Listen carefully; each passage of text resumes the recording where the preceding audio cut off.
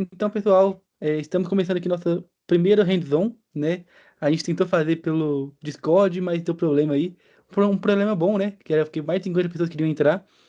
Aí a gente acabou de começar a reunião aqui, estou gravando, e só estávamos respondendo algumas perguntas aí, tá? Então, agora a gente vai começar a matéria teórica mesmo, beleza?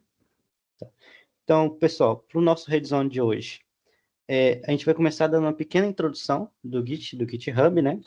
Para aqueles que já têm o conhecimento, acredito que isso já vai ser mais comodidade, né? Mas além dos comandos básicos, de como vai ser utilizado a recomendação quanto ao autograder, a gente vai tentar trazer uma plataforma que é o GitHub Desktop. Ou talvez alguns aí já conheçam, até já utilizam, sabe quanto isso aqui ajuda e facilita esse gerenciamento de commits, né? Depois a gente vai passar por um tempinho explicando um pouquinho do Node, da arquitetura do Node, e quanto à utilização do Express, que é esse framework de back-end que a gente está trabalhando, né? E para finalizar, a gente vai trazer pequenos desafios, uma práticazinha e um pequeno spoilerzinho desse projeto, dessa etapa 1. E vamos preparar você para a próxima etapa um pouquinho também. Então, vamos começar com o Arthur, que vai trazer esse assunto aí do GitHub. Git e GitHub, ok? Vamos lá, primeira diferença. Primeiro, o que é esse conceito de controle de versão, o que é o programação colaborativa, né? Basicamente, é um jeito de você trabalhar com outras pessoas em um mesmo projeto, é você tirar um código que é seu e tornar ele visível para outras pessoas, e aí, lógico, com permissões, dentro de uma própria empresa, ou talvez para toda a comunidade, que é o open source, que a gente chama, né? E o Git, ele funciona dessa maneira, tá? O Git e o GitHub, eles são esse conceito, tá? A diferença principal dos dois a gente vai abordar, mas adiantando, o Git, ele é local, tá? No seu computador, e o GitHub, ele é como se fosse uma rede social de programação, tá? O controle de versão, ele serve para você fazer alterações no seu código, ok? Às vezes você quer soltar uma funcionalidade nova, você quer refatorar seu código para deixar ele com melhores práticas, corrigir bugs, são N coisas que você precisa alterar essa versão do seu código, ok? São duas ferramentas essenciais, tá? Não só para o back-end, que a gente está no contexto de uma jornada de back-end, mas para qualquer tipo de programação, tá? Web, internet das coisas, qualquer coisa, tá? O Git, ele não é a única ferramenta de controle de versão, mas ele é o padrão da indústria, com certeza, tá? Fizemos essa introdução e agora eu vou passar um comunicado do responsável pelo Autograder, tá? Eu também trabalho no Autograder, eu estou no Autograder, mas o nosso líder é o Arthur Carvalho, quem estava na abertura conheceu ele, e ele viu algumas coisas que estavam acontecendo e ele pediu para dar alguns toques para vocês, tá? Então vou fazer esse adendo rapidinho. Eu estou aqui num repositório que não está no Classroom, mas ele é uma simulação, tá? E o que é importante vocês saberem? O Autograder, ele é uma action do GitHub. Ele é automatizado, tá? Vocês não precisam fazer nada. Vocês só não precisam fazer uma coisa, que é deletar essa pasta aqui, ó. .github workflows, ok? A action, ela acontece aqui. Ele vai chamar essa pasta aqui, ela tem um arquivo que é o classroom.yaml, ele vai chamar a action do Autograder. Ele vai corrigir o seu código e gerar esse relatório aqui, tá bom? Leva em torno de uns 2 minutos, 1 a 2 minutos, para ele corrigir, ok? Ele vai gerar um relatório com inteligência artificial, que é esse aqui, né? Esse aqui foi o Arthur que fez. Ele mostra a nota, dá um feedback, fala o que você acertou, o que não foi legal que você fez. E ele mostra os seus créditos também, tá? Aqui, como nós somos moderadores da jornada, a gente tem 99 créditos, né? Só que vocês têm 10, ok? Os 10 primeiros pushes de vocês, eles vão receber feedbacks de inteligência artificial como esse, tá? São mais informativos, são mais humanizados. Terminou esse código, terminou essa cota, esses créditos, vocês vão receber um feedback um pouco mais, não pesado, mas assim, um feedback que não tem inteligência artificial, então ele é um pouquinho mais robótico, tá? Mas do mesmo jeito vai dar para saber o que que vocês estão errando, o que que vocês estão acertando da mesma maneira, tá? A ideia do feedback com a IA é para tornar mais humanizado, ok? Outra coisa que ele pediu para falar para vocês. Mantenham o código de vocês na estrutura que está aqui, ó, ok? Muita gente criou uma pasta que é DevBurger. Criou a pasta DevBurger e mandou o código para dentro. Não, tá? Deixa o código de vocês na raiz, ó, no mesmo nível do GitHub Workflows, no mesmo nível do README, tá bom? Aí sim, a gente vai conseguir corrigir o código de vocês da melhor maneira, tá? Tendo problema também, vocês conseguem avisar a gente consegue dar um suporte um pouquinho mais específico para o caso de vocês, tá bom? Esse foi o que o Arthur pediu para falar com vocês. Vamos voltar para o assunto. Bom, o Git ele funciona de uma maneira, ele tem uma arquitetura, ok? Ele funciona assim, basicamente. A gente tem alguns conceitos, algumas definições. Deixa eu só mudar aqui e me apresentar, né? Porque senão vai ficar parecendo que acho que apresenta de qualquer maneira. Os conceitos que a gente tem: área de trabalho, área de preparação, stage, para quem está acostumado com o inglês, repositório local, ou RED, tem uma diferença, já vou abordar isso, e o repositório remoto. O que que acontece? Como que funciona? A área de trabalho, o seu workspace, é o código que você está vendo na sua IDE, para quem gosta do VS Code, para quem usa coisa da JetBrains, é o que você está vendo ali, tá? É onde você faz alterações e é onde, assim, você consegue dar a desculpa do na minha máquina funciona, que eu, pessoalmente, gosto bastante, porque é verdade, né? Por isso, tá? Esse workspace, ele é basicamente o que seu contato com o seu trabalho. É literalmente uma área de trabalho, né? Traduzindo livremente é isso. O stage, o que que é? A área de preparação. É como se fosse uma sala de espera. É quando você é para onde você manda o seu trabalho antes de você deixar ele no seu repositório local, tá? É uma área que você tem que, assim, o código que você quer comitar, o código que você quer fazer o push, você deixa ele lá, ok? Você faz isso através do Git Add, ó, aqui que vocês conseguem ver. Git Add, Git Remove também, você consegue trabalhar isso, tá? Fazendo um Git Add, você manda o código do seu workspace para o stage, ok?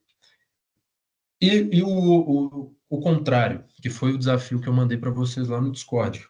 Como que eu, assim, fiz cagada, como é que eu corrijo? Eu mandei o que eu não devia para o stage, para essa área de preparação. Você faz um git reset, ok? Ó. A gente tem esse azul indo do workspace para o stage e a gente tem do stage para o workspace, tá? Basicamente remover do stage, certo? E é o reset, tá? Vamos lá. Mandamos o nosso código para o stage. Como é que a gente comita ele? O commit é você mandar do stage para o seu repositório local, ok? A gente faz isso através do git commit, ok? O git commit, não é só o git commit, tá? Eu vou fazer uma demozinha que eu vou mostrar todos esses comandos para vocês. O git commit, ele precisa de uma mensagem. Então, você vai fazer git commit -m, abre aspas, sua mensagem, fecha aspas, tá? Prestem atenção nas mensagens de vocês. Lógico, vocês estão trabalhando sozinhos, mas num ambiente colaborativo, né, a jornada dela serve para preparar vocês dessa maneira, façam mensagens descritivas, ok? O Arthur, ele respondeu o meu desafio com o exemplo do que você não pode fazer. Inclusive, se vocês forem lá, vocês vão ver. Que é git commit, a mensagem de commit dele era minor changes, que em inglês é pequenas mudanças. Isso não existe, pequenas mudanças não existe. Tem que falar o que você mudou exatamente, ok? É boa prática você fazer isso. Comitando, você manda do stage para o seu repositório local. O repositório local que é o que você cria com o Git init, tá? Eu acho que todo mundo já fez isso para criar um projeto próprio. Todo mundo já usou esse Git init. É isso, tá? O seu repositório local. Se você quiser ver diferenças do seu workspace para o seu repositório local, você pode usar o git diff, né? Diff de difference, para head. Tá? Head é como se fosse o seu repositório local. É assim, é um ponteiro para branch. Branch não é um conceito que a gente vai abordar aqui, tá? Mas mais para frente a gente pode abordar em outras etapas. Ok, acho que foi. Agora a parte importante, que é onde a gente consegue corrigir o código de vocês, o git push. O que é o git push? O git push é mandar o seu repositório local para um remoto, ok? O repositório remoto é um repositório que está em algum hub de repositórios, algum serviço de programação colaborativa, como o GitHub, tá? Esse git push pega o seu repositório local, pega a sua branch, que seja, para quem está familiarizado com esse conceito, e manda para esse repositório remoto, que é o que vocês fazem, ok? Vocês mandam no trabalho local que vocês fizeram, que foi desde o workspace até o stage e até a head, né? E mandam para o GitHub, ok? E se eu quiser fazer o contrário? Trabalhei, tal, fiz alguma coisa, fui dormir, teve um maluco aí que trabalhou de madrugada e fez alguma alteração que eu preciso dela. Você faz o contrário, ok? Como é que eu mando? Do repositório remoto para o meu local. E do meu local para o meu workspace, para eu de fato trabalhar, para a minha área de trabalho, para eu editar as coisas. Primeira coisa que você faz é um git fetch, tá? É o contrário, que as setas são bem descritivas. Mandou do seu repositório remoto para o seu local, tá? Para quem está acostumado, vai perceber que o git fetch, às vezes ele não é visível. Ele não é visível, na verdade. Você não consegue visualizar, ok? Normalmente o git fetch vai trazer branches novas de outros usuários, vai trazer esse tipo de coisa, ok? Mas ele não é visível. Como é que eu torno isso visível? Bom, num repositório que já existe, num repositório em que você já está setado na sua máquina, já está com a origem no seu repositório local, você faz um pull, ok? Git pull origin main ou a branch que vocês quiserem, tá? Nunca, não tem. A primeira vez que eu vou entrar em contato com esse repositório remoto, que é o caso de vocês, tá? Que vocês entraram no Classroom, criaram um repositório para vocês. Eu acho que isso é automático, inclusive. Como é que eu pego isso e de fato, mando para minha máquina para eu trabalhar? Git clone, ok? E o git clone, ele já vai direto, vai do repositório remoto para o seu workspace, tá? Então, fez o git clone, entrou na pasta, abriu sua IDE favorita, começa a fazer a etapa, a atividade, ok? Acho que agora é um bom momento para a gente falar para a gente olhar o chat aí. Se alguém não tem o Git, tá? Porque aqui a gente tem um passo a passo para vocês instalarem ele, tá? Tem alguém aí que não tem o Git no repositório, não tem o Git instalado? Eu já fui respondendo a maioria das perguntas aí, mas vale responder, o Arthur, passar para você aí, essa última pergunta, né, que o Igor fez, que é em relação aos commits. Tá vendo? Sim. Essa eu ainda não respondi. Se você quiser responder aí. Excelente, ô Igor. É uma excelente prática você fazer isso, tá? Mas, de novo, não é necessário, ok? É assim, nem tudo é necessário, mas assim, não é porque não é necessário que você não tem que fazer, ok? Você botar essa chave, ela é boa para você, assim, para as pessoas lerem, para as pessoas entenderem o que você está fazendo. Você comitou feature, bota um feature. Isso é a sua própria empresa, a sua própria organização que define, tá? A gente no Autograder a gente usa dessa maneira. A gente bota feature, dois pontos, e a mensagem. Fizemos tal coisa, blá blá blá. Mas também pode ser bug fix, pode ser qualquer outra coisa, mas isso são práticas que a organização define, tá? A empresa, sei lá, o grupo de pesquisa, tá bom? Mas não é necessário. Se você comitar sem uma chave, vai comitar, entendeu? Mas é boa prática fazer isso, né? Para você que está trabalhando sozinho, se você quiser deixar mais legível, perfeito. Mas não é necessário, tá? Não vai te impedir de fazer esse commit, tá? Alguns de vocês aí não têm o Git instalado? Você está respondendo as dúvidas aí, né? Eu já fui te ajudando aí, respondendo algumas coisas.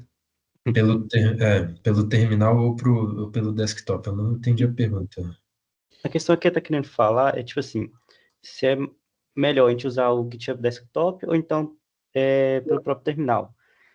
Quando a gente está falando com commits mais simples, mais alterações pequenas, geralmente o desktop a gente acaba ganhando muita agilidade para isso, né? Agora, Uhum. geralmente, quando ele vai lidar com conflitos mais, como pode dizer, problemas maiores, né? Geralmente o terminal nos dá uma capacidade de lidar com isso de forma mais, não mais fácil, mas, como pode dizer, lida com problemas que geralmente o desktop não vai tratar, entendeu? Bom, tem um princípio da programação, Davi, que eu gosto muito, que é KISS, já ouviu falar? Não. Keep it simple, stupid.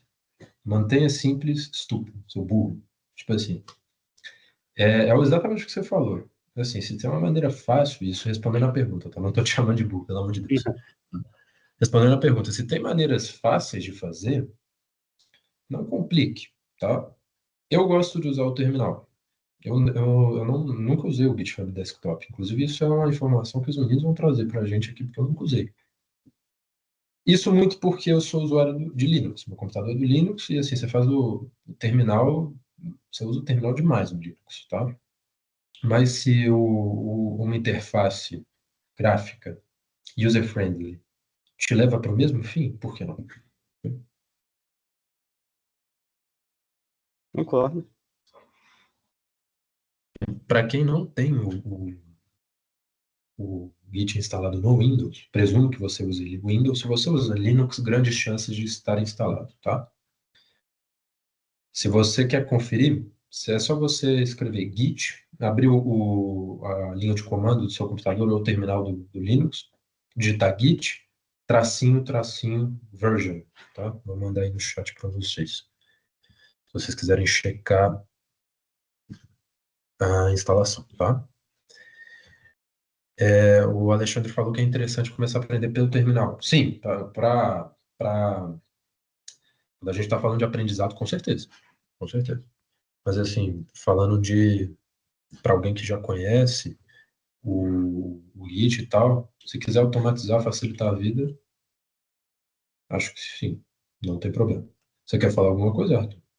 Pô, era isso que eu ia falar, né? Um pouco concordando, um pouco assim, discordando também. Até que perguntaram aí, né, do GitHub Desktop. Cara, a dica que eu dou pra vocês é, o que o Alexandre falou, vale você começar pelo GitHub Terminal, principalmente para você poder aprender por ditado os planos como funciona, né? Algum dia der algum problema, ou você, né, não saber direito, assim, esse fluxo, que foi até o que o Arthur acabou de explicar aí. Primeiro você adiciona, depois você comita, depois você dá um push. Meio que isso faz automatizado para você no GitHub Desktop, vocês vão ver daqui a pouco aqui. Então é bom você aprender por trás, mas assim, minha dica, né? Eu já programei o quê? Tem quase 5 anos. É, hoje em dia eu só uso o GitHub Desktop porque eu acho muito mais fácil, sabe? Até quando você estiver aprendendo coisas mais difíceis, tipo, como dar um merge, coisa desse tipo que a gente não vai explicar aqui, mas alguns conflitos que vocês podem ter, o GitHub Desktop te evita de fazer muita cagada, sabe? Tipo assim, até nesse projeto do Journey, né? Eu fiz também, tá? Só deixando claro pra vocês aí. Eu fiz essa etapa um também, até pra poder aprender, tipo assim, como explicar pra vocês, sabe? Mas assim, eu fiz uma cagada uma hora lá no meu repositório, por conta do AutoGrader, que eu fiz porque eu não tava usando o desktop. Eu fui fazendo pelo terminal, correndo. Então, assim, minha dica é, estão aprendendo? Usem o GitHub pelo terminal. Já tem uma noção ou tá com muita dificuldade? Vai pro desktop que ele vai te evitar muita coisa. Até uma coisa, né, que vale falar aí também. É, pelo GitHub Desktop, você não precisa baixar o Git. Né? Muita gente tem que baixar o Git, configurar ele e tal, pelo terminal, né? O que o Arthur mostrou aí. Pelo GitHub Desktop, você só baixa ele, faça seu login com o GitHub via interface gráfica mesmo e é muito mais fácil. Então, assim, só dando um overview para vocês aí. Uhum. Eu Também, gostei, a Bárbara me mandou um arquivo de anotações que ela tem do Windows, do Git no Windows. Excelente, viu? Se você quiser mandar lá no Discord, gente, o Discord ele é para ação comunidade, tá? Manda esse tipo de coisa, é isso que a gente quer ver lá, E tá? trazendo um ponto aqui do porquê também é interessante a gente saber os comandos do Git. Por exemplo, quando a gente tá mais à frente num projeto e a gente vai colocar ele online ou fazer um deploy, que é esse processo, né? A gente tem que lidar com algumas máquinas virtuais. E, geralmente, muitas máquinas virtuais não têm uma interface. Então, você não vai ter, por exemplo, um GitHub Desktop para poder trazer o seu projeto para essa máquina virtual. Então, você é obrigado a utilizar os comandos do Git. Então, acaba que, por exemplo, em processos mais avançados, né, em situações mais avançadas de projeto, você acaba sendo obrigado a utilizar os comandos para poder deixar a sua aplicação disponível, por exemplo, para qualquer um poder acessar, né? Então, é Deixa importante eu, saber os comandos aqui agora, porque lá para frente, às vezes, você não vai sentir tipo assim, a necessidade de utilizar eles agora, mas mais para frente lá no projeto pode ser que eles sejam necessários, entendeu? deixa eu dar sequência aqui, porque senão a gente vai tomar muito tempo ainda. Tem a parte do Express para a gente falar. Bom, lembrando, esse material vai estar disponível no Canvas, tá? Para vocês darem uma olhada, verem, relerem, tá? Existe mousepad que tem essas informações escritas assim para você olhar mesmo. Eu olhei para comprar um aí, e pretendo, tá? Se você quer treinar sobre o Git, que tá Aqui, ó. falando, você quer treinar o seu. Você tem? Não é do Git, mas é do AutoCAD. Nossa, não, se você tivesse, eu comprava na sua mão. Se vocês querem aprender, quer treinar de uma maneira visual, esse site aqui ele é muito bom, cara. Eu gosto muito dele. Eu testei algumas vezes, ele é muito bacana, tá? Ele é basicamente, para quem já usou o Free Code Camp, ele tem essa pegada para Git, tá? Tá frio demais. Lá vocês vão ter de uma maneira bem visual, vão conseguir fazer exercícios lá, tem toda uma trilha lá também, tá? Não é patrocinado, patrocina a gente, o Learning Git Brain Team, porque é uma ferramenta sensacional. Vamos lá, vamos fazer rapidinho aqui tudo isso que eu expliquei para vocês, tá?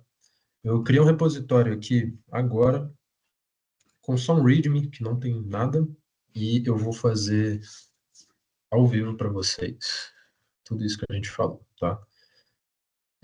Estou aqui numa pasta que eu criei, tá? Eu vou abrir a terminal aqui e mostrar para vocês tudo isso que eu falei, tá bom? Bom, como eu estou no Linux, eu não sei se isso é comum para todo Linux, tá? Mas para o meu computador ele é um pouquinho singular, tá?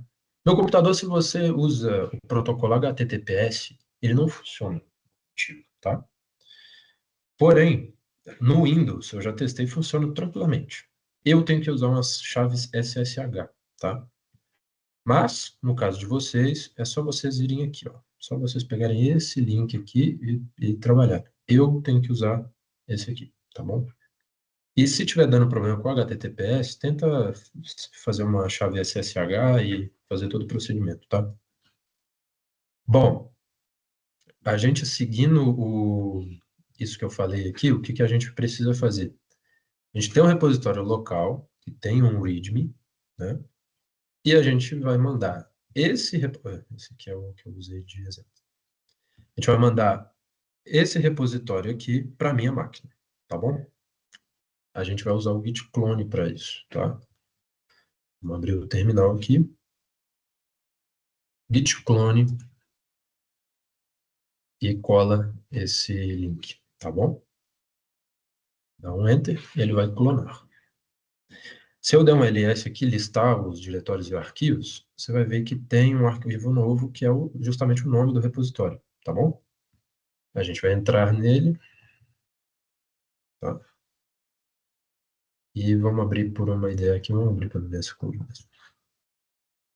Ok. Bom, o README está aqui, tá? Ele está vazio, tá vazio. Vamos lá. Pensem que esse é o repositório de vocês, vamos criar aqui um arquivo qualquer, vamos criar um server.js, um arquivo JavaScript qualquer. Aqui. Não é para A gente aqui está falando de Git, tá? Então, vamos só dar um console log aqui. Pessoal do Autograder, se o Arthur tiver aí, o pessoal critica a minha letra cursiva do VS Code, tá? Então, quem fizer piada vai ser banido. Então, vamos dar um Hello World aqui. O pessoal critica muito. Eu não gosto desses comentários. Vamos lá.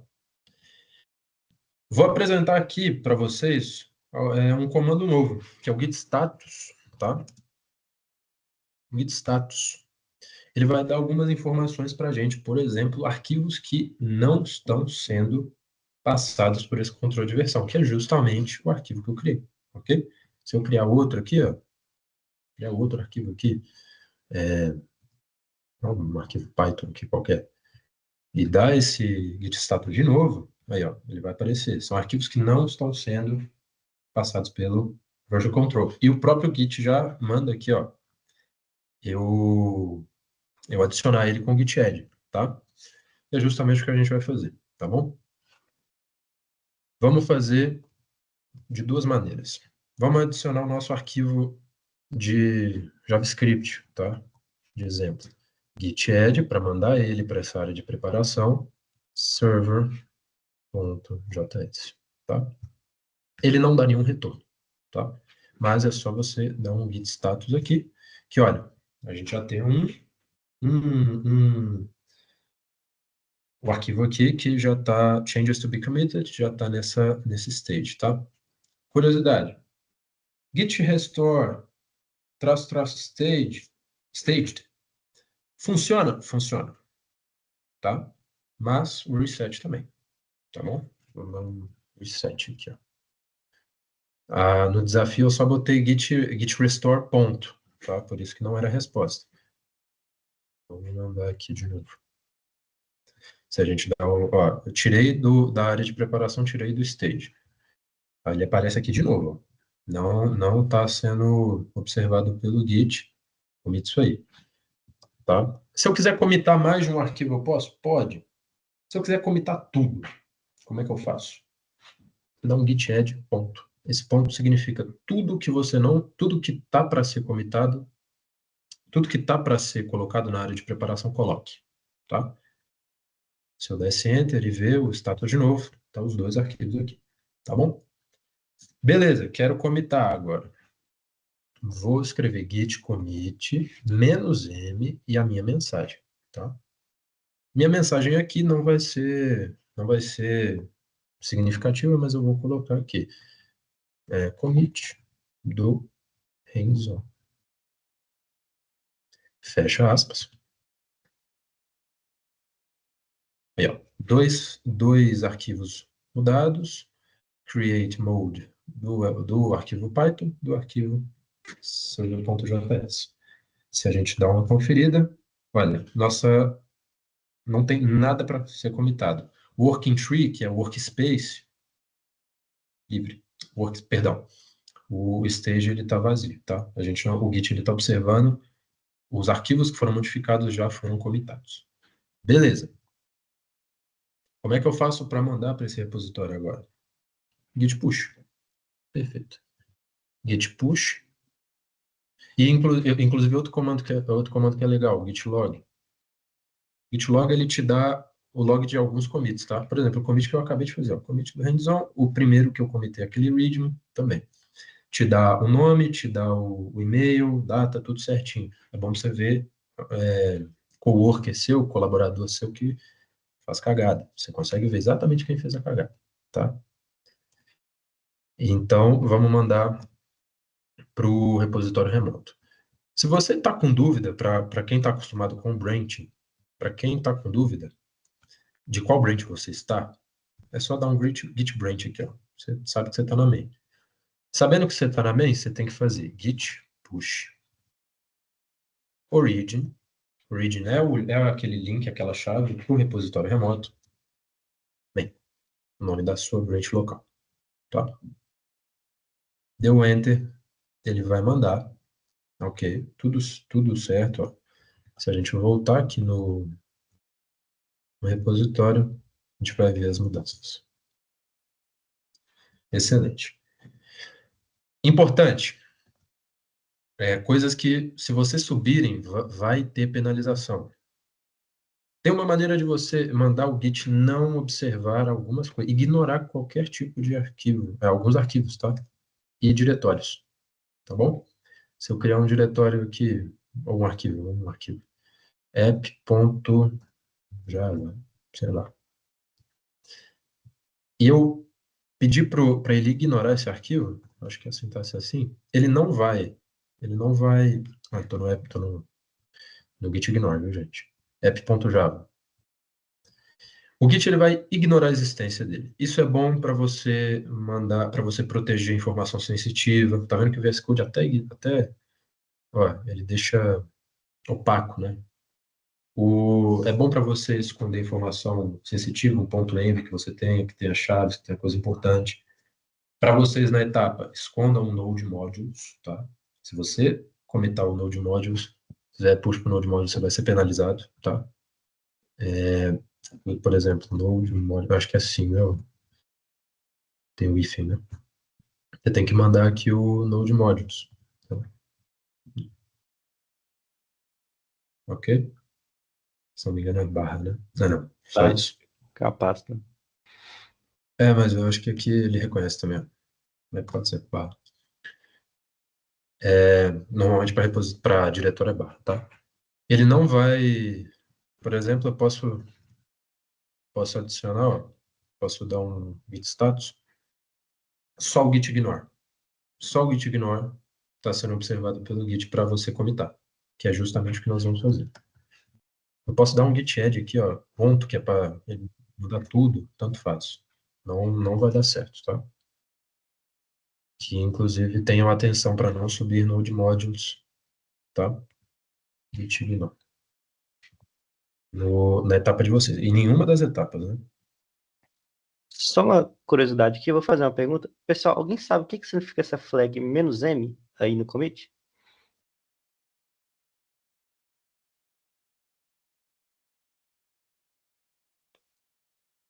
Será que alguém vai responder? Mensagem, isso. Essa flag "-m" que vai falar que a partir desse momento vai vir uma mensagem padrão que vai ser utilizada para esse commit, entendeu? Tanto que é possível fazer um commit sem mensagem também. Se eu fizer git commit, ele vai fazer um commit sem mensagem nenhuma. Essa flag "-m" está falando que junto desse commit vai vir uma mensagem associada a ele, entendeu? Eu não sabia disso. Eu achava que era só padrão. Eu achava que nem era possível comitar sem mensagem. É possível. Olha, aí, ó. Aí você me deixou com vergonha, aí você me ferrou. Mas olha, se a gente atualizar, a gente só vai ter o git ignore aqui. Não temos o Java, não temos o Node Modules, ok? Que nós estamos pedindo para o Git ignorar esse diretório, esse arquivo, tá? Façam isso, usem o... Quando você faz... Eu acho que quando você faz o npm init, ele já gera um git ignore, não? Você sabe? Tem alguns frameworks, algumas coisas que já geram git ignore para você, que já vem um monte de coisa, já vem .env, coisas do Docker, um monte de coisa, tá? Se não tiver, se você está vendo a ausência do git ignore na sua área de trabalho, cria para tirar essas coisas que vocês já sabem que vão penalizar vocês, tá? Que é basicamente o Node Modules nessa etapa. Quando a gente falar de API REST, em algum momento vocês vão ter que guardar uma chave de API. Vocês vão ter que mandar o git ignorar o .env, esse lugar que vocês estão guardando. Porque se vocês subirem isso, cara, é a pior coisa que um dev back-end pode fazer, tá? Falando isso como alguém que já fez isso, tá? Já fez isso e ficou desesperado para tirar. Tem gente que assim fica olhando o repositório dos outros para ver se tem chave de API, tá? Para explorar a vulnerabilidade. Então assim, tenham muito cuidado com o que vocês estão mandando pro GitHub, tá? Usem e abusem do git ignore para arquivos que vocês não querem no repositório de vocês, no repositório remoto de vocês. Bom, o Igor falando que já fez um commit de uma chave de API no meu GitHub, sorte que era projeto pessoal e sou desconhecido. Cara, eu já fiz. Nem te conto, cara. Só para qual chave. Nem conto para você, velho. O Arthur tá aí. Se o Arthur tiver aí, ele vai me explanar com certeza. Isso aí, pô, já, já fiz commit de chave que não era para commitar, cara. É o Arthur aí, ó. Vocês já entenderam, né? Já entenderam, né? Feedback de IA, chave de API. Não, nem lembro. Bom, de Git, finalizamos esse hands-on aqui agora. A parte de Git, né? Alguma dúvida? O que vocês têm para me dizer aí? Acharam que ficou claro?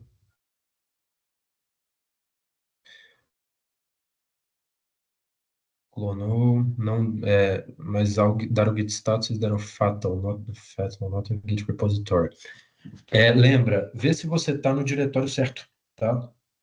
Vê se você está no diretório certo.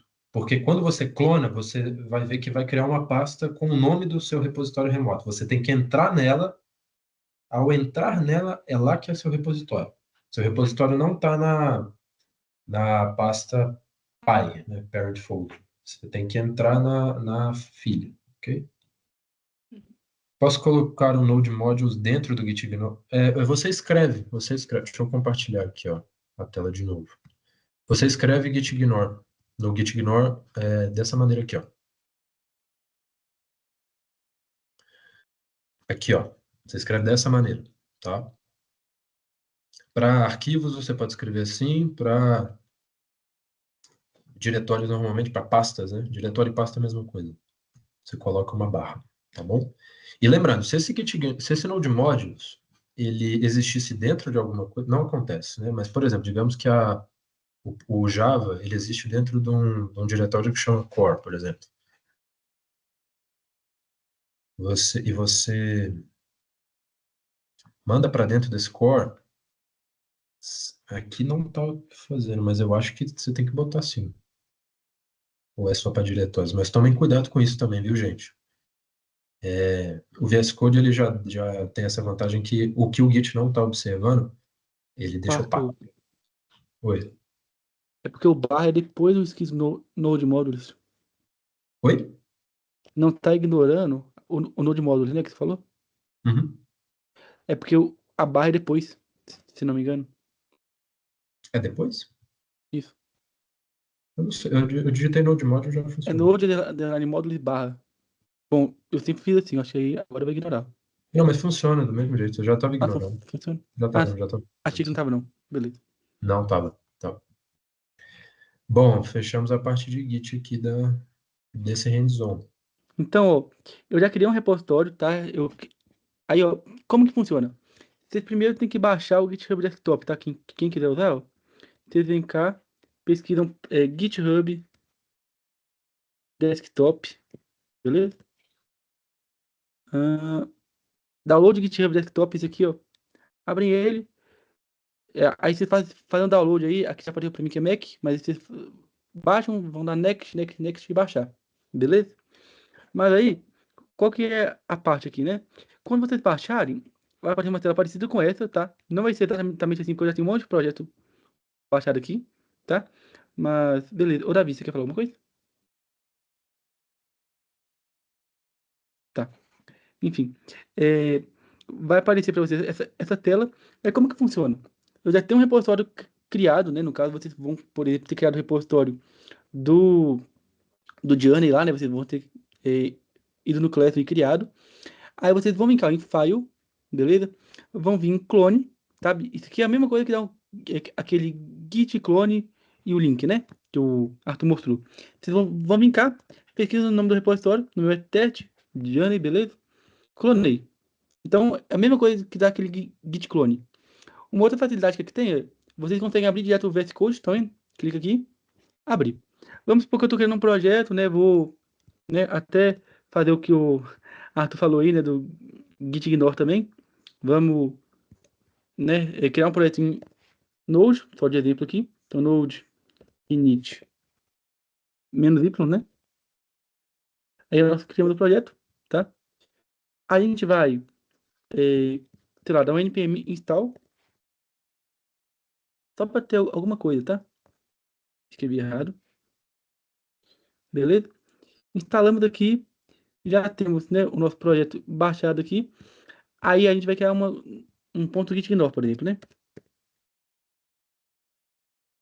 Ponto git ignore. Tranquilo? Vou baixar o Express que aí o Node módulo vai aparecer, ó. A gente, só um Então, apontamento, para quem utiliza Linux, tem um repositório no GitHub, que é justamente para instalar uma versão do GitHub Desktop que é compatível para o Linux. Só essa informação aí. ótimo. Então aqui, ó, né, a gente vai ignorar a Node módulo, então Node underline modules. Se vocês verem, olha aqui, ó, já até ignorou aqui, tranquilo? É muito interessante porque o GitHub Desktop ele mostra o que vocês criaram, tá vendo? Se a Node módulo estiver sino, tá vendo que tem 1 milhão de arquivos que tá indo aqui, ó, junto pro commit. Quando a gente escreve Node underline módulo, some com ela. Tranquilo? Então, ó, aqui já ficou cinza e aqui já sumiu. Ou seja, eu só estou subindo para o GitHub 3 arquivos. Então a gente consegue ver isso aqui de forma muito mais fácil. Aí, beleza, né? É só respondendo uma pergunta, esqueci de quem que foi, mas e se a gente colocar o ponto git ignore aqui dentro? Ponto git ignore dentro do ponto git ignore, né? Ele é ignorado. Não sabia o que acontecia, não sei como que vai ser o commit. Ó, o git ignore, ele é ignorado dentro do git Mas ignore. assim, se você ignorar o git ignore, ele vai ignorar essa linha que é o ponto. Eu não sei, velho. Não sei É, de verdade, mano, é um é um paradoxo. paradoxo isso aqui. É um paradoxo. Nunca testei. Mas enfim. Não sabia, só pro commit não vou colocar ele não, mas enfim. Aí vocês conseguem ver, ó, pelo GitHub Desktop, né? Vocês já conseguem ver o que tá indo, o que não tá indo. Estão vendo? Muito interessante. O commit, sabe, aquele git commit "-m", né? Você vai por aqui, então, por exemplo, vou colocar um escrito aqui, initial commit, tá? Mesma coisa que você dá um git add ponto, já tá fazendo isso automático para você. E o git commit "-m", initial commit, né, que é a mensagem, então também já tá indo. Então, comitei, beleza? E o que o Arthur falou que a gente tem que dar um push no final, né? Vem cá, dou um push. Tranquilo? Então, já enviei, tranquilo, já tá tudo no GitHub, né? Vamos supor que alguém fez alguma alteração no seu código, mexeu lá, né? E você tem que puxar, né? Fazer um pull. Vou até fazer um teste aqui, ó. É só eu escrever alguma coisa aqui dentro, tá? Então, vou colocar o ponto git ignore dentro do git ignore, né? Então,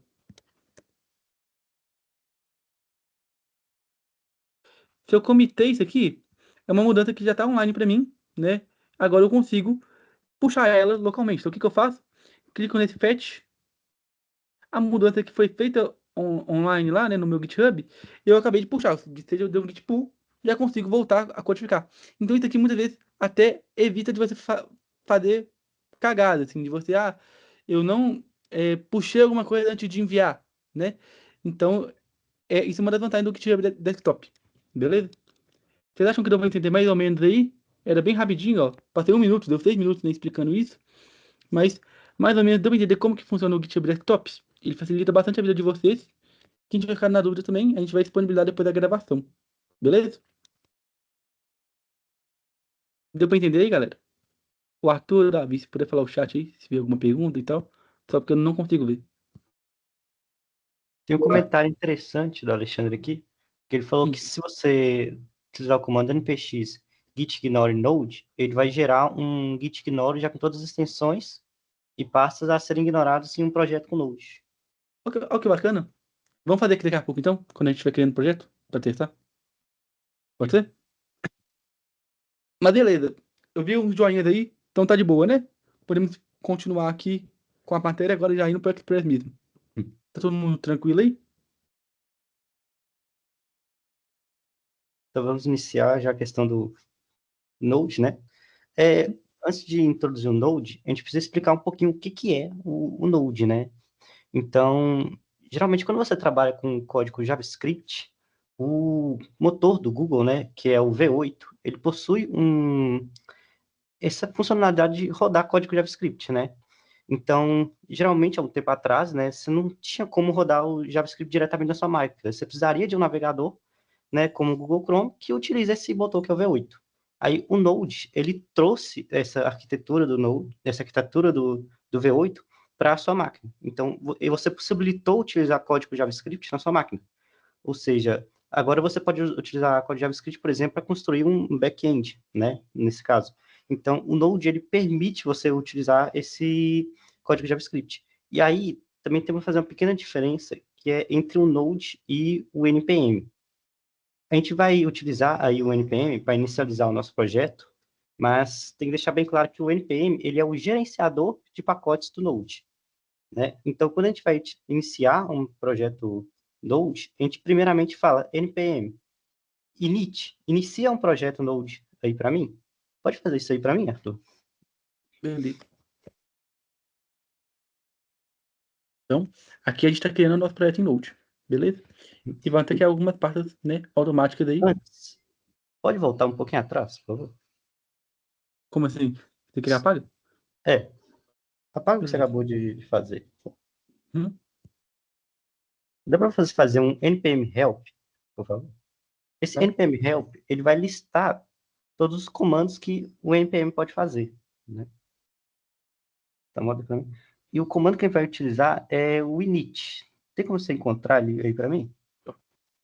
Aí, outro comando que a gente vai utilizar muito aí também é o npm install, né? Lá em cima, esse comando vai ser utilizado para instalar algumas dependências que a gente vai utilizar no nosso projeto, como o próprio Express, né? Então, Arthur, dá um npm init para mim sem a flag "-y". Beleza. npm init. Aí eu vou estar inicializando o projeto, só que ele vai fazer uma série de perguntas. Por exemplo, qual vai ser o nome, né, desse pacote, desse projeto, né, que a gente vai estar fazendo. Aí pode colocar assim para tudo, só para mostrar quais são as perguntas. Você clicar automaticamente assim, ó, já é você falar assim, tranquilo? Aí quando você está colocando lá um npm init com a flag "-y", você está falando, na verdade, que ele está falando sim para todas as perguntas. Então você está fazendo uma inicialização padrão, uma inicialização rápida, né? Ele acaba gerando esse package JSON.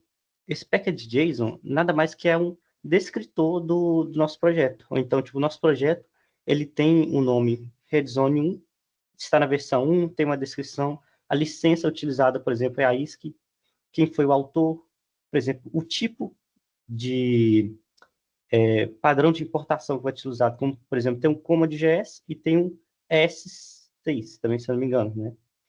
E qual vai ser o arquivo padrão, que no caso é o index.js, e alguns scripts que a gente pode automatizar para rodar essa nossa aplicação, né? Então, o Arthur, você pode inicializar o nosso Node, módulos aí? Beleza.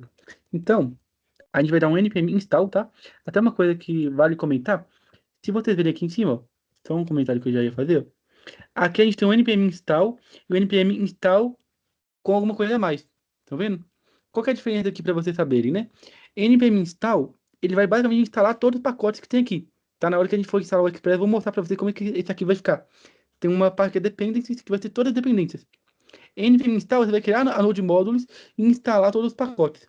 npm install com esse full aqui, aí sim a gente está instalando um pacote. Tranquilo? Então, por exemplo, se o npm install aqui, ó, vai iniciar o projeto, tá vendo aqui, ó, até que o package.lock.json aqui, então tá iniciando o projeto em si, né, com a dependência. No caso, a gente não tem nenhuma dependência, por isso que não foi.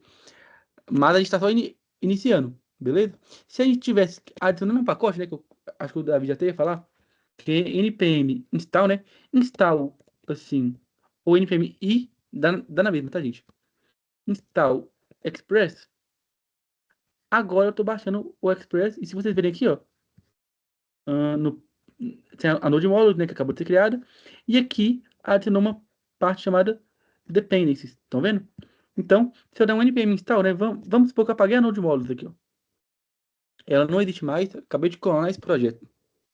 Se eu der um npm install aqui, ó, ele vai pegar a dependência que já tem, que no caso é o Express, e vai instalar a node modules. Isso é um dos motivos que a gente não precisa enviar a node modules pelo GitHub, tá? É só uma curiosidade aqui. A node module, ela, além de ser muito pesada, toda vez que você cria um projeto e você dá um npm install, ela é criada de novo na sua máquina. Então, por isso não precisa criar ela. Beleza? Quer falar alguma coisa aí, Davi? Antes de continuar? Eu queria falar só a questão da diferença do pack.json para o pack.lock.json, né? O Uhum. pack.json, ele é mais para uma descrição para nós. Então, tipo assim, tá uma descrição do projeto, mas para a gente saber quais são as dependências que o projeto está utilizando, qual que é o nome para a organização interna nossa. Agora, o pack.lock.json já é uma organização já interna do Node. Ou seja, quando a gente está o NPMI, ele, na verdade, vai consultar esse pack.lock.json, ver quais são as dependências, as versões das dependências, o que o nosso projeto está utilizando, e a partir disso ele vai gerar um Node Modules. Ou seja, se a gente apagar o pack.lock.json e der um npmi, ele não vai saber qual que eram as dependências que o nosso projeto já está utilizando para poder gerar o Node Module novamente. Beleza. Aceitar uma pessoa aqui. Então, vamos criar um projeto. Pode ser, Davi? Vamos? Vamos começar aqui, ó. A gente vai criar na raiz do nosso projeto, né, um arquivo chamado server.js, por exemplo. Ou index.js, tá? Por padrão, vem um index e já até vai uma dica para vocês aqui. No trabalho, né, na etapa 1, vai pedir o server.js. O que foi um erro que eu tive e deu problema no autograder? Vocês precisam vir no spec de JSON e mudar aqui, ó, na main de index para server. Tranquilo? Se você não mudar, vai dar um problema. Tranquilo? Então, se você criar um arquivo .js diferente de index, muda o nome dele nessa parte aqui. Tranquilo, pessoal? Aí, ó, vamos criar aqui, por exemplo, um console.log, antes até de ter um express e tal, né? Console.log hello world, né? Classicão aí. Quando a gente cria isso, né? Para a gente poder rodar Node e o nome do arquivo. server.js. Beleza? Então aí, essa é a forma mais simples de executar o Node, né? Fora do navegador. Tranquilo? Então, beleza. Quer começar aí explicando como que a gente vai criar o projeto, ô Davi? Sim. Então, a primeira coisa que a gente tem que fazer é instalar a dependência do Express, né? Você já fez isso, se eu não me engano? Eu já instalei. Eu mostrei isso antes. Então já instalou. Então, a primeira coisa que a gente tem que fazer é trazer o Express para o nosso projeto. Dá para você abrir o Node Modules ali, rapidinho, só para mostrar uma coisa? Claro.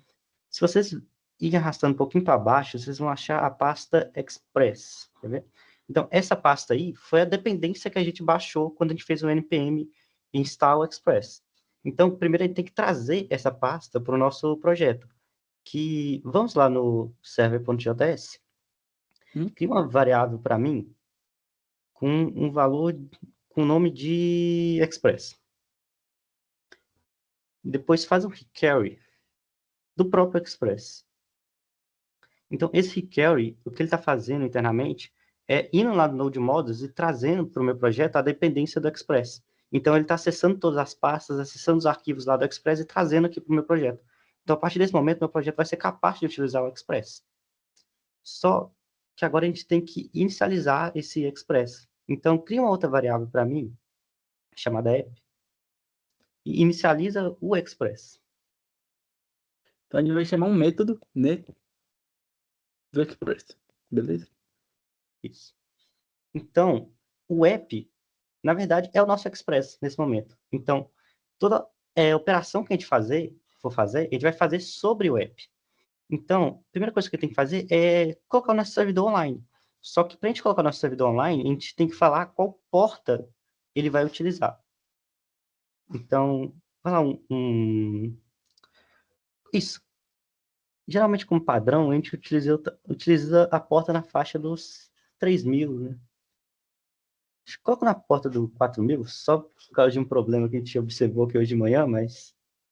A porta pode ser qualquer uma que você quiser, tá bom? Assim, uma porta que esteja disponível, tá? A gente usa na fase do 3.000 porque geralmente os computadores são disponíveis. Mas, por exemplo, nessa contextualizando, o computador do Davi, a porta 3.000 está ocupada.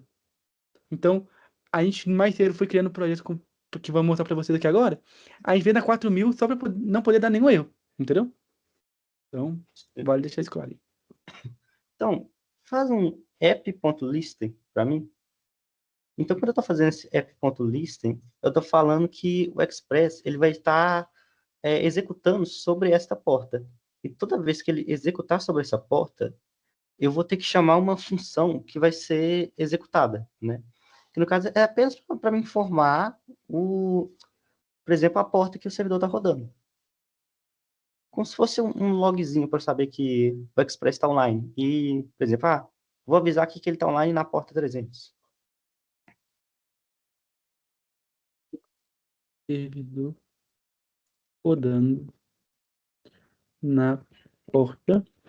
Aí, isso aqui chama template string, tá? Acho que a maioria já sabe, né? Mas quem não conhece JavaScript aí, a gente pode concatenar, né? Uma string com uma variável, aqui em cima é uma variável. Então, chamada port. Tranquilo? Aqui, pessoal, até o que o Davi comentou aí, ó. Se a gente iniciar o projeto, né? O node.tr.js, aparece uma mensagem, estão vendo? Que é o nosso console aqui. Só que, na verdade, nem precisava dela, tá? Aí a gente deixa pra gente poder ver que o nosso servidor tá rodando.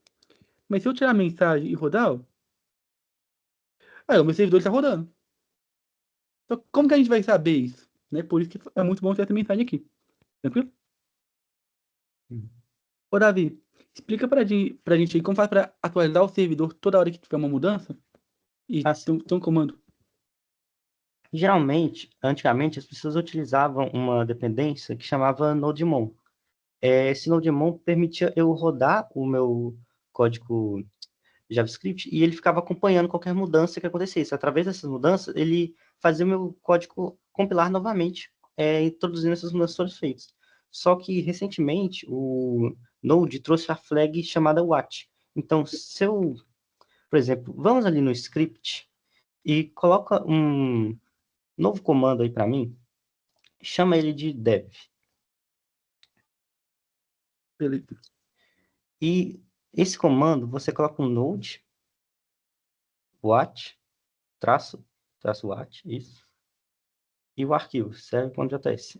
Então, se eu for lá no terminal e colocar npm run, npm, roda para mim o script dev, então ele vai rodar esse Node Watch Server. Então, ele vai fazer nada mais que um Node Server que a gente tinha feito ali anteriormente. Então, ele fica acompanhando o arquivo server.js, com qualquer mudança que acontecer, ele vai compilar novamente.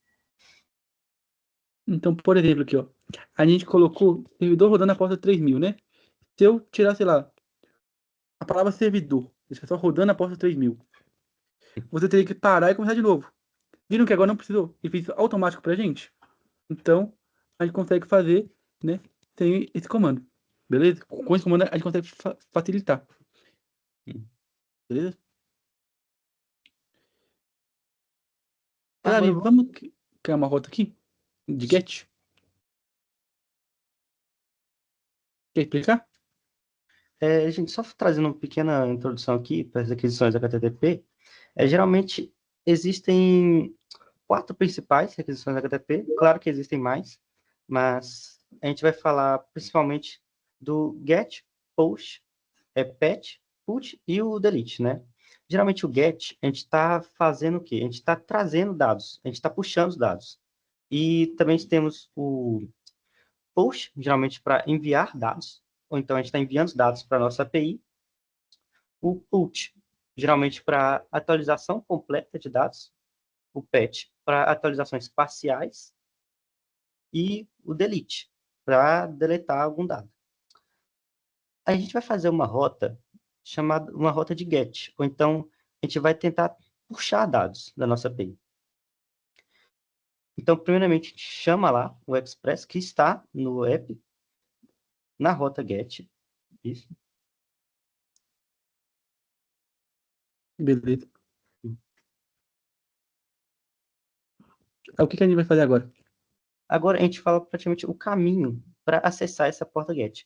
No caso, quando ele colocou esse barrazinho aí, ele está falando que o caminho é a raiz. Ou então, quando o nosso servidor estiver rodando na porta 400, 4000, nesse caso, então, se eu acertar localhost 4000, nessa barrazinha aí, então eu vou conseguir puxar os dados que essa rota está enviando. Então, coloca uma função enviando alguns dados aí.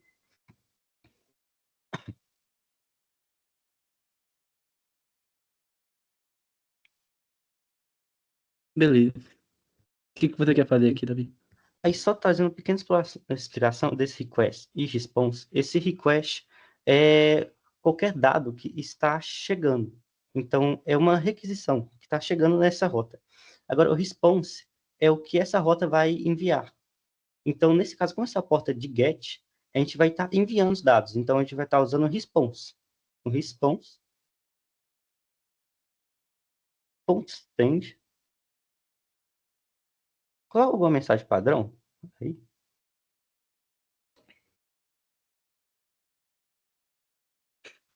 Mais padrão que essa é impossível, né? Hello World.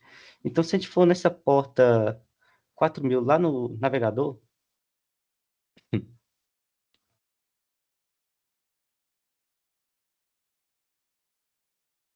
a gente vai receber aí o Hello World, né? Claro que essa informação acho que já é de conhecimento para geral aqui, e provavelmente vocês já viram isso nos vídeos, né?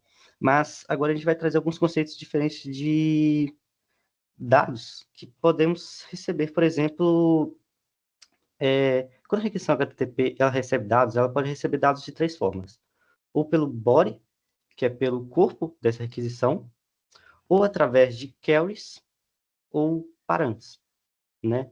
Então a gente vai fazer uma pequena diferenciação aqui, que o body, geralmente eu recebo dados sigilosos. Então, esses dados não ficam disponíveis, por exemplo, na URL que eu estou informando, né? Então, vamos fazer uma demonstração das queries. Cara, antes de mais nada, o que você acha da gente mostrar o Postman? Eu acho que é uma forma interessante de mostrar para eles como acessar, né? Como eles podem fazer esses testes. O que você acha? Sim, sim. Então, aqui, ó, muitas vezes vocês vão fazer os testes dos seus projetos pela parte visual mesmo, né? Por essa parte, né, do navegador. Mas a gente também pode fazer esses testes é, por uma outra parte que ela vai simular um cliente, né? O cliente, no caso, é o web. Como a gente pode simular isso? Através do Postman. Então, uma das extensões, existe também o Insomnia, né? Que é um que eu uso muito mais, mas tem várias formas de usar aí. Então, vocês pesquisam no Google. Postman.com, tá? Criam sua conta aí. No meu caso, eu vou só entrar como que eu já tenho. Beleza?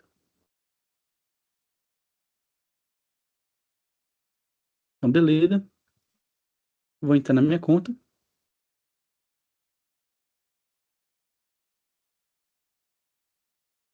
Vou entrar com o GitHub, no caso.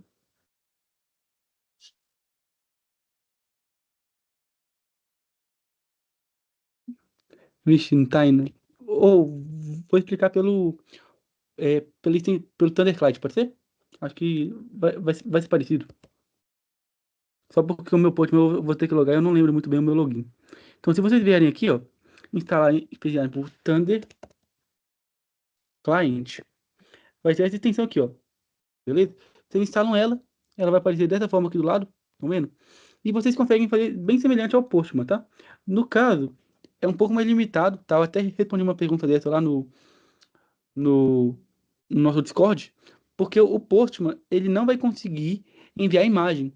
Quer dizer, o Thundercloud não vai conseguir enviar imagem, mas o Postman consegue. Então ele é um pouco mais limitado, mas para esses testes iniciais nossos, é super possível usar ele, tá? Então o que vocês vão fazer? Baixaram, vieram aqui, new request, tá? Vamos criar uma nova requisição com o nome da nossa, do nosso endereço, no caso é localhost 2.3000. Se eu colar aqui e dar um send, aparece uma mensagem, de forma bem semelhante ao browser, tá? Mas é bem mais poderoso, até porque o navegador ele só aceita GET. O que o Davi vai falar agora do POST, né, que a gente vai enviar de outra forma, os dados, não tem como fazer isso pelo navegador. Tem que ter pelo Thunder Client ou pelo Postman, ou até pelo Insomnia, né, que se você ver aqui, ó, é um outro software que eu uso. Então tem várias formas, beleza? Pode continuar aí, Davi. Então, eu acho que vai ser melhor eu Valeu? começar a codar. Tranquilo. Vou até abrir aqui. Aí você vai fazendo, eu vou explicando também, se Sim. preferir. A gente está Então, trabalhando aqui com o Live Share, então se vocês verem que tá um pouquinho travado, é porque ele está tentando mexer no mesmo código que eu, beleza, pessoal? então você está querendo criar uma rota de post, né? Então, essa porta vai ser criada novamente na raiz. ela vai ter um request e um response. Então, até um comentário que é interessante deixar aqui para vocês. Se vocês verem, pode ter uma mesma rota, pode ter várias rotas com o mesmo nome, então o mesmo endereço. Se você ver aí, é só a mesma rota padrão, que é só barra, né? Eu consigo ter várias. Porém, o que vai definir ela aí, né, a diferença é o método dela. Então, uma vai ser get, que eu consigo pelo navegador, ou até pelo Thunder Client, né? Com a rota get. Mas, no caso dele, ele quer passar um dado, é só você mudar o verbo para post. Tranquilo? Então, como a gente vai estar recebendo dados aqui, a gente vai estar usando a propriedade do request. Então, se você vir aqui e request e der um ponto, você vai ver que ele tem aquilo que eu falei, por exemplo, o parâmetros, que ele pode receber dados através de parâmetros, o body, através de cor, ou através de query. Qual você acha que podemos começar aqui, Arthur? Pô, vamos de carry, que eu acho que é o principal que a gente vai Query. usar aqui. Então, tá. Isso. Então, quando a gente quer passar dados através de query, a gente tem que usar principalmente uma tagzinha. Você sabe me informar o que a gente tem que fazer aqui? Cara, a gente vai ter que criar uma variável, né? E essa variável que ela vai pegar os dados da carry, certo? Então, basicamente isso que a gente vai ter que fazer. Ok. Então, eu posso aqui definir um nome, né? Isso. E Ah, não, porque no caso você não precisa é, passar direto aí, não. Isso você não passar faz aqui, do ó. cliente. Quero ponto. Opa, nome, certo? Uhum. Tá. Então, eu vou devolver esse nome aqui. Send nome passado foi. Cara, só muda por crase ali, porque senão não vai concatenar, viu? Vou só fazer algumas configurações aqui no meu Xcode, que eu vi que algumas coisas estão desligadas aqui. Se você quiser assumir, Beleza. Então, aqui no caso ele está fazendo um post, tá? Que ele vai receber esse dado. Então, como que vai ser? Ah, vou até mostrar já meio na prática aqui, ó. Ah, se for uma carry, que é o caso dele, você vai colocar uma interrogação, né? O nome dela, no caso é o quê? A carry chama nome. Estão vendo? Então, eu vou passar aqui, ó. Interrogação, nome, igual a... Por exemplo, vou passar Arthur, né? Como meu nome aí. Quando eu der um send, vai funcionar. Por enquanto não foi por quê? Ainda está no método get. Tá vendo? Você vai para o método post, que é um método que a gente definiu aqui, ó. Post. Na rota barra, né? A rota padrão, que é essa aqui. A gente passando um nome, vai. No caso aqui, ó. Ele nomeou como name e aqui tá como nome. Então, não iria, mas agora tá certinho. Vamos ver se vai funcionar? Beleza? Então, o nome passado foi Arthur. Beleza? Eu consegui passar o meu nome aí. Mas muitas vezes a gente vai querer passar um dado mais complexo, né? Ou sei lá, a gente não vai querer passar o nome direto pela query, né? Já podemos contextualizar aqui, pessoal, para o nosso projeto de agora, que a gente vai continuar fazendo, só para não enrolar muito. Pode ser? Então, vamos continuar aqui, ó. A gente muitas vezes não vai querer passar, né, essa carry de forma direta aqui, ó. A gente não vai querer receber um nome só e exibir ele, né? Ou sei lá, no caso do nosso trabalho, né, já dando um leve spoiler aqui que a gente vai ajudar vocês, a gente vai querer receber um nome, um e-mail e alguns outros dados, por exemplo, pelo formulário, né? A gente vai passar esse nome e esse e-mail na query e vamos retornar isso em outra página, né? Lá fala, olha, o usuário ele vai digitar o nome e vários dados dele na página de contato, vai clicar no botão de salvar e em outra tela vai mostrar a mensagem. Não era isso que estava no enunciado da etapa 1? Então, como que a gente pode fazer isso? É o que a gente vai mostrar agora, beleza? Então, a gente vai começar criando uma pasta aqui, ó, chamada public, tranquilo? Public. E dentro dessa pasta public, a gente vai ter os nossos arquivos estáticos. No caso, são HTML, tá? Nesse meu exemplo aqui, eu não vou nem usar o CSS. Vai ser uma página bem feiazinha mesmo. Então, index.html. Tranquilo? Ô, Davi, você quer criar o HTML aí? Ou quer que eu crie? Eu crio. Beleza.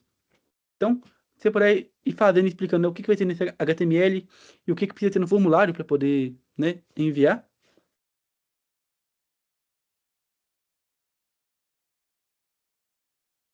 Não sei. Sem a interrogação, Rafa, foi. Tá. Então, nesse formulário, a gente vai querer um forms, né? Um formulário. Que esse formulário vai ter um actions basicamente para a rota raiz, né? Ele vai ter um método, que nesse caso esse método vai ser o método de post, que a gente vai estar enviando dados.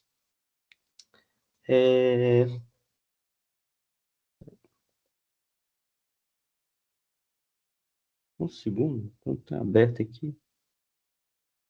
O post, no caso, é tudo minúsculo ou tudo maiúsculo, tá? Verdade. Não sei se funciona diferente, mas por padrão, isso. Então, agora a gente vai colocar 2 inputs nesse formulário. Nesse caso, teremos um... Vamos colocar aqui uma div, só para poder separar esses 2 inputs.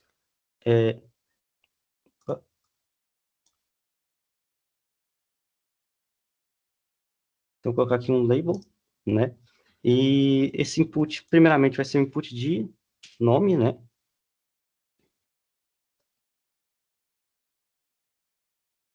Eu acho que o live share tá meio complicando um pouquinho para mim aqui. Tem hora que ele dá um monte de erro, tá, gente? Isso aí não é nem que ele tá fazendo errado, não. Só porque a forma que a gente tá fazendo compartilhar aqui é um pouco limitada em algumas coisas.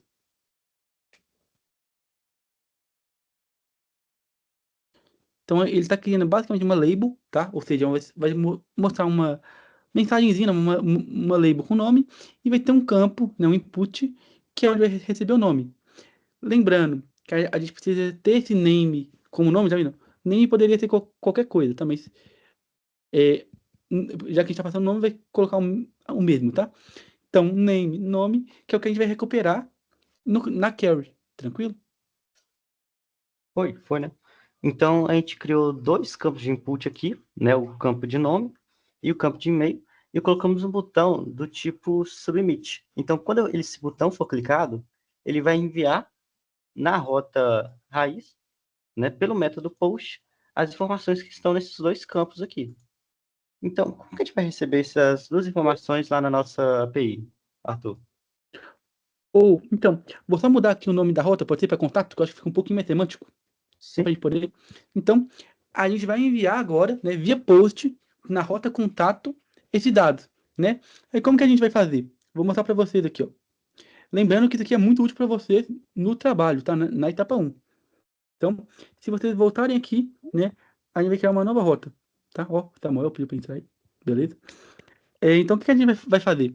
Antes de mais nada, já vou até, além do Express aqui, a gente vai chamar, né, importar o path também, que é uma outra biblioteca interna do Node, que vai tratar os arquivos. Tá? Então, a gente vai precisar dele, então já vou colocar aqui, ó, require path, bem parecido aí com o Express, né? Tranquilo? Pessoal, tô fazendo aqui, mas podem mandando perguntas, tá? Tô fazendo direto só por questão do tempo mesmo, aí qualquer pergunta podem mandando, que o Davi ou o Arthur vão me Eu falando. tô de olho aqui nas perguntas. Tá de Podem olho? mandar. Beleza. Então, ó, já mandamos o path e o Express, né? Criamos o projeto e a porta. Agora, a gente vai ter que fazer algumas configurações aqui. Isso é muito importante vocês ficarem atentos, porque pode dar muito problema para vocês, tá? E o que a gente vai ter? app.use, tá bom? Que é um middleware aí, né? Que até o Romy explicou aí nas aulas muito bem. Que é para algumas configurações, tá? Então, Express, tá? Ponto .static, ou seja, vamos pegar arquivos estáticos, tá? Através da biblioteca path, que eu falei que ela é super importante aí pra gente, né? Ponto .join, né? O que a gente vai mandar aqui dentro? Isso aqui é a sintaxe, tá, gente? Esse name e tal, é a sintaxe. A gente vai querer pegar de qual pasta? Public. Então, todos os arquivos estáticos da pasta public, a gente vai estar acessando aqui. Tranquilo? Então, isso é Então, para isso, olha. explicando um pouquinho aí, esse Express Point Static, o que ele está fazendo é disponibilizando os arquivos que estão dentro da pasta public para poderem ser acessados nas nossas rotas, né? Exato. Então, quando ele está usando esse traço de name, é porque geralmente quando você tem sistemas operacionais diferentes, a forma como ele trata as pastas pode ser um pouco diferente. Então, esse name garante que qualquer sistema operacional que eu estiver utilizando, ele vai tratar essa pasta de forma padrão, entendeu? Exato. E, além da configuração, tá? Teve uma outra aí que eu quebrei muita cabeça quando eu estava fazendo, que é para a gente poder, né, de fato conseguir usar o post, né? Usar o clipboard. O que a gente vai ter que fazer? Express ponto URL encoded, tá bom? E o que a gente vai passar aqui dentro? Vai falar que o extended como true. Perdão aí. Beleza. Então, isso aqui é muito importante para a gente poder fazer o nosso método post. Tranquilo? Aí agora, a gente vai para a nossa lógica em si, né? De como a gente vai cadastrar, beleza? Se o cara digitou o contato dele, digitou alguma coisa, como que ele vai cadastrar isso? Podemos excluir. Vou excluir as duas rotas aqui e vamos criar elas, beleza? Então, ó, o que a gente vai fazer? Eu gosto de fazer assim, tem outras formas de fazer, mas vai facilitar. Que é criar uma variável, né, chamada último contato, então onde a gente vai receber os dados de contato, beleza? Por padrão, né, para começar aí, ela recebe null, começa vazia, tranquilo? Por quê? Inicialmente eu não passei nenhum dado via formulário, então a variável é nula, tá? Agora a gente vai criar a rota em si, beleza? Então como que a gente vai fazer aqui, ó? Vamos criar app.post, né, que é o método que até o Davi tinha falado aí.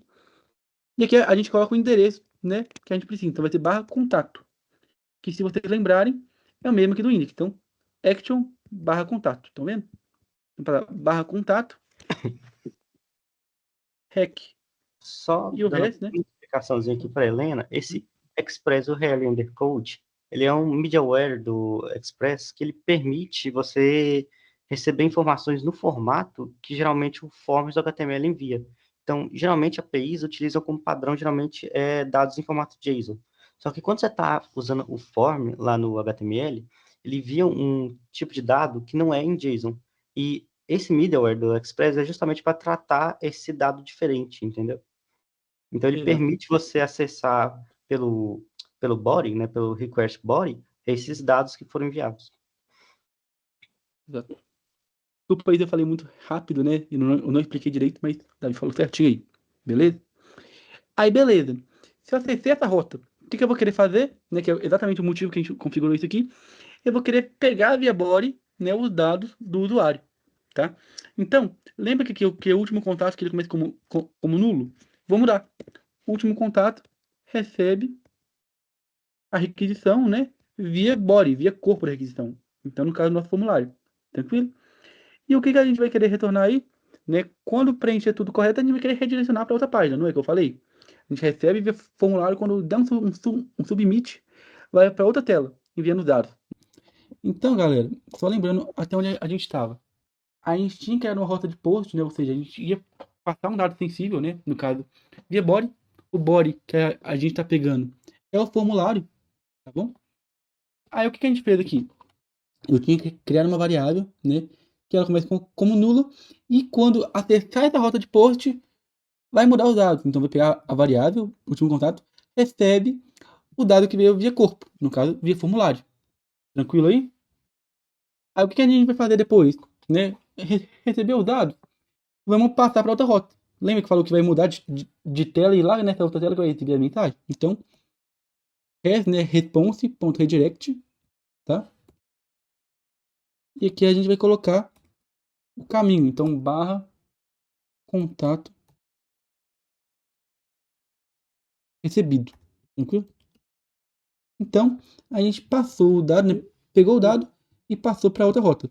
Tranquilo até aí? Então, beleza. Aqui a gente vai passar para uma outra rota, né, que vai exibir essa mensagem. Só que a rota não existe. Então, vamos criar via GET, ou seja, essa rota só vai ser vista pelo navegador, né? Então pode ter via GET. Então, app.get, tá? E o endereço da rota, barra contato recebido, tá? Vamos ter como parâmetro aí o REC, né, que é a requisição, e o RES, que é a resposta, tá bom? E aqui, né, o que a gente vai fazer aqui dentro? A gente primeiro verifica, né, olha, o último contato ele não é nulo, né? A gente pode ou verificar assim, ó, último contato é igual a null, beleza? Pode ser tanto assim, como último contato não é nulo, tá bom? Então, se o último contato ele não for nulo, né, ou melhor, se ele for nulo, o que a gente vai fazer? A gente vai retornar para uma rota de not found. Então, return, né, no caso, return redirect, né, vamos redirecionar para a rota que não existe. Então, barra not found. Então, me falem onde tem um erro nesse if. Alguém consegue falar? Beleza?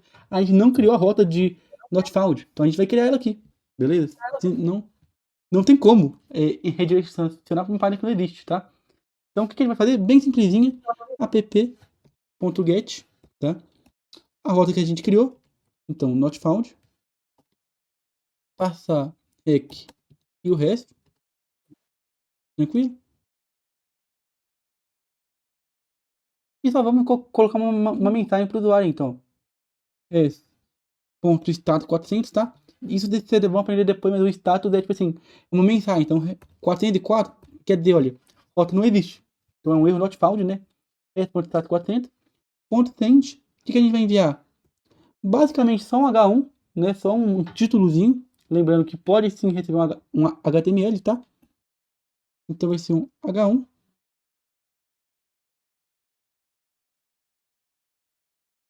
Beleza? Rota page not found, beleza? Então page not found. Tranquilo? E assim a gente finaliza, tá? Essa rota. Então, quem que falou, quem que respondeu, Arthur? Corretamente? A Maia. Então a Maia tá de parabéns aí, ó. É porque não existia, tá? Não tem como redirecionar, a rota não existe. Beleza? Mas beleza. Se ela não existir, nesse último contato não estiver vazio, né? Vai bater nessa rota aqui. Mas e se tiver preenchido, né? Ou seja, o contato não é vazio, tem algum dado lá. Aí vai receber esse contato. Então, vamos criar uma const aqui, né? Uma constante com os dois dados. Isso é bem interessante, porque isso aqui é quase que um vetor, tá? A gente meio que vai passar dois dados aqui direto. Então, name e o e-mail. Tranquilo? Bom tempo. Oi. Bom tempo. A Maia fez uma dúvida, perguntou uma coisa aqui que é muito interessante e eu não tenho 100% da minha resposta. Ela perguntou se quando você usa o redirect, você precisa declarar a rota antes ou pode declarar depois. Eu acho que pode depois, o JavaScript interpreta, não interpreta? Sim. Não, pode ser antes ou depois, tá? Eu criei antes pra ficar um pouco melhor, mas independente da ordem, tá certo. É, fica mais legível, né? Mas Fica um eu pouco mais acho que o legível. JavaScript interpreta depois. O Python não. Algumas linguagens não interpretam, viu? Mas eu tenho quase certeza que o JavaScript ele aceita, sim. A gente pode fazer o teste aqui no final. Beleza? Pode testar. Então, olha, const name, né? Nome e e-mail, tranquilo, né? Aí recebeu o dado que veio via body, beleza? Recebeu o dado.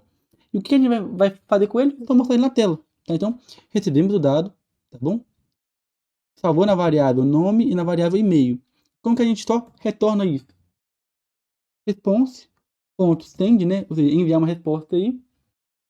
Vai ter que usar concatenação, então a gente vai usar um template string aqui, tá? Que é a crase. E aqui dentro a gente vai basicamente colocar um H1 e um P, né? Um parágrafo e um título. Então, H1, H1, tranquilo? O que a gente vai enviar? Contato recebido. Recebido. Obrigado. E o nome da pessoa, né? Obrigado.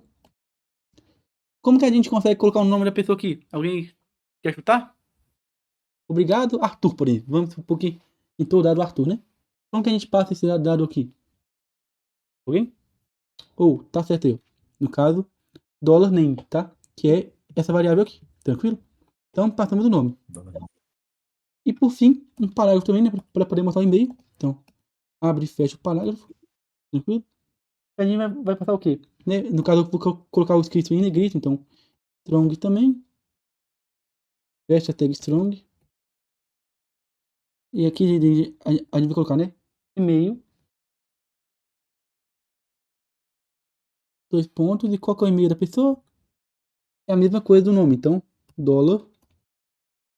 $name. E-mail, no caso, né? E-mail. Tranquilo? Então, basicamente isso. Nosso API tá pronto. Mas só recapitulando aí. Davi ou Arthur, vocês querem falar? Recapitular aqui para poder mostrar o que a gente fez antes de executar? Cara, Então, volta lá para cima, por favor. Hum? Cadê? Aqui. Tá, a primeira coisa que a gente definiu, né? Essa rota de not found, ou então vai ser uma rota que quando eu puxar um contato e esse contato, por exemplo, não existir, ele vai ser direcionado para essa rota de not found, né? Então, nós tivemos ali a rota de contato, né? Que recebeu essas informações que estavam lá no formulário. Essas informações foram guardadas nessa variável de último contato. E logo depois o usuário foi direcionado para a rota de contato recebido. Ou então foi uma rota de GET que recebeu essa informação, né? E ela verificou justamente esse contato se existe ou não. Então, se ele não existir, ela é redirecionada para essa página de not found. E depois nós, a partir da variável de último contato, nós destruturamos elas, ou seja, nós pegamos o nome e o e-mail que estava contido nela e nós montamos nessa mesma página de contato, informando ao usuário qual foi o nome do contato recebido e o e-mail recebido novamente. Então, se a gente rodar esse servidor aí, vamos lá para o formulário. Vou ficar. Isso. Aí a gente vai ter o formulário que foi desenvolvido, né? Então, informa aí 2 valores, por favor.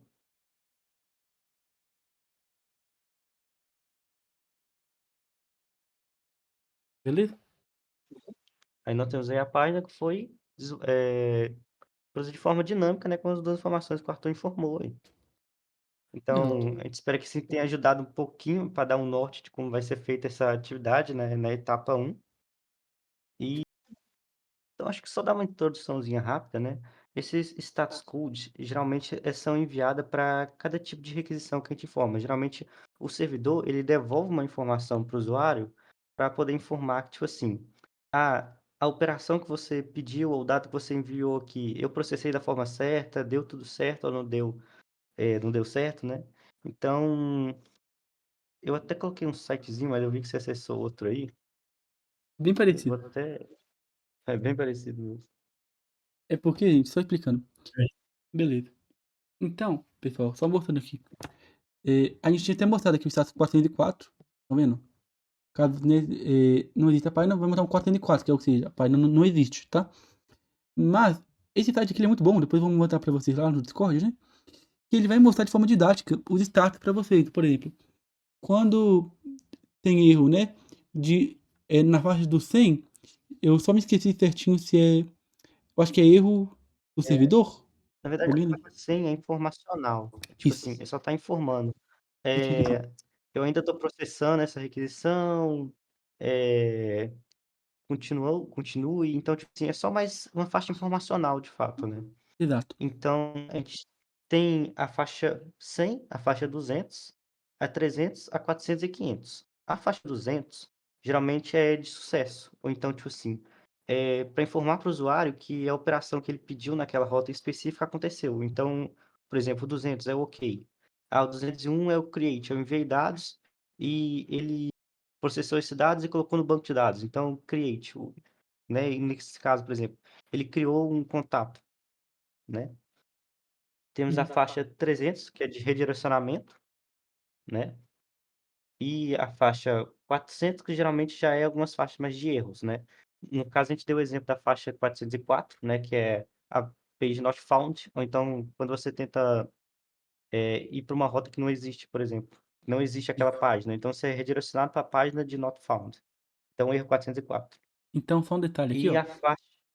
A pode ser. página de erro 400 é erro do cliente, tá bom?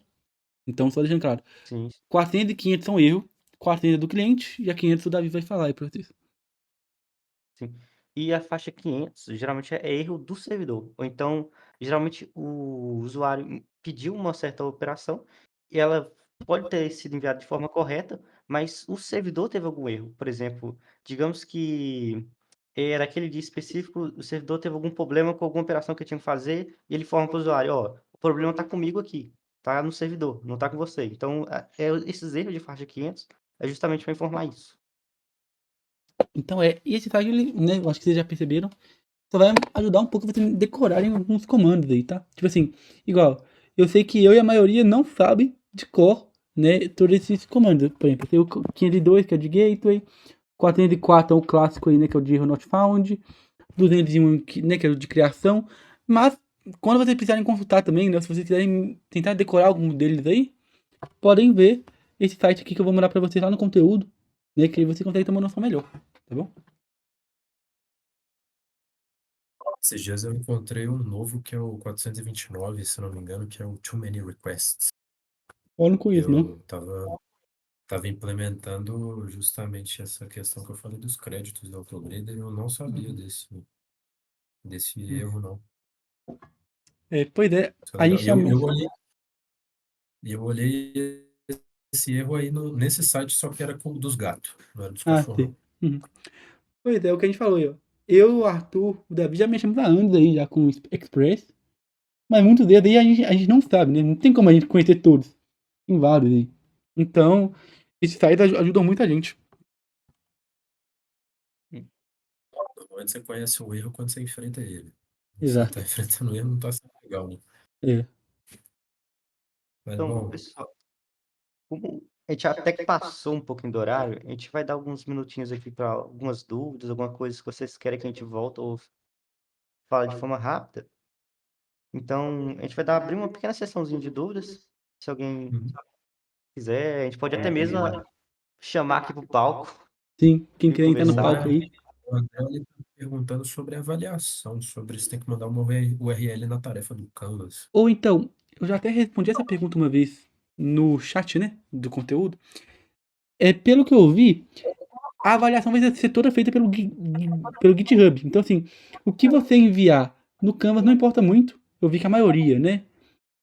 Tá enviando o link do GitHub mesmo, né?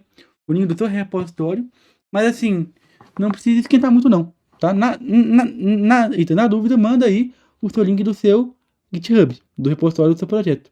Mas, não importa muito, beleza? Não importa muito. Mas, para desencargo de consciência, pode mandar o link do seu repositório É, também. Vamos ver. Dúvidas, pessoal, disponha, mano. angústias, comentários, o que vocês O acharam que vocês acharam? do Deu pra entender Redzone? um pouquinho aí? A Vamos gente ver teve. para o próximo ser melhor. O que dá pra melhorar também? A gente fez um pouquinho corrido Desculpa, porque João. teve alguns atrasos no início, né? A gente teve que dar uma leve corrida, assim, então a gente. Uma parte até embolou também. Mas tem a gravação aí. Qualquer dúvida podem perguntar também, né? Bom, O André falando, esclareceu bastante, a Helena falou que ajudou. ótimo. Muito bem. Essa parte do código lidando com as rotas ajudou muito. Nó, que bom, viu? Excelente. Muito bem. Então, aqui, ó, até um parâmetro que eu só queria, né, deixar claro pra vocês aqui. No caso, eu tinha comentado que a gente ia passar os dados via carry, tá? Se vocês verem aqui, a gente não passou via carry, tá? Só comentando, a gente passou direto via body, tá bom? Então aqui, ó. Se vocês verem, não tem nada aqui. Se fosse via carry, ia ter aqui, ó. Interrogação name igual Arthur. Entendeu? Acho que tá compartilhando. Ah, tá não? Esqueci. O Autograder caiu sim, viu? É, HGR. Você mandou a pergunta. Caiu. A equipe pediu 1 horinha para consertar, tá bom? Eu acho que é até bom a gente não ter entrado muito nesse assunto dos tipos de passagem de valor, né? Porque eu acho que no próximo Red Zone eles já vão começar a introduzir um pouco isso, né? Uhum. Então, só dando uma pequena palhinha, né? O params lembra muito a questão de parâmetro de função. Então, por exemplo, quando eu quero buscar um usuário em específico, eu tenho que informar para aquela rota, por exemplo, me dá o usuário que tem o ID 5. Aí eu uso uma passagem que é o params, né? A passagem de valor do parâmetro pedindo um usuário em específico. Essas queries, ela pode ser utilizadas, por exemplo, eu quero passar um valorzinho de, por exemplo, eu quero retornar todos os usuários de forma ordenada. Então, eu faço aí uma query falando ordem é igual a true. Então, Sim. ele vai me devolver os valores de forma ordenada. Agora, o body já é a informação, por exemplo, do usuário. Eu quero cadastrar um usuário. Então, quando eu vou cadastrar um usuário, eu não quero, por exemplo, ficar mostrando a senha dele aí na rota. Então, eu passo ele através do body. Entendeu? Então aqui, ó, até uma regrinha que vocês podem memorizar mais ou menos, né? A carry, ela é quando você quer passar um dado de filtragem, um dado que não seja sensível. Tá? Por exemplo, quero fazer uma filtragem por país, num site lá que eu quero filtrar os componentes que vão exibir por país. Você pode passar via carry, tá? O body é quando você quer passar um dado sensível. Por exemplo, quero fazer um login, e-mail e senha. Não é legal você colocar e-mail e a senha na URL do seu usuário, né? Então, teoricamente, você poderia ir memorizando o e-mail e senha de alguém e você logar na conta de uma pessoa. Então, um dado sensível você passa via body, tranquilo? E dados mais simples, né? Só de pesquisa mesmo, né? Como o próprio nome diz, carry, você passa por ela, entendeu? Então, uma dica aí. E é o que eu tô mostrando aqui, gente. No caso, nesse código, né, para simplificar mesmo, eu não passei via carry, estão vendo? Senão ia estar nesse formato aqui. Eu passei o Arthur e o e-mail via body, tranquilo? Mas você também pode fazer a mesma coisa via carry, tá? Era mais isso que eu ia mostrar mesmo.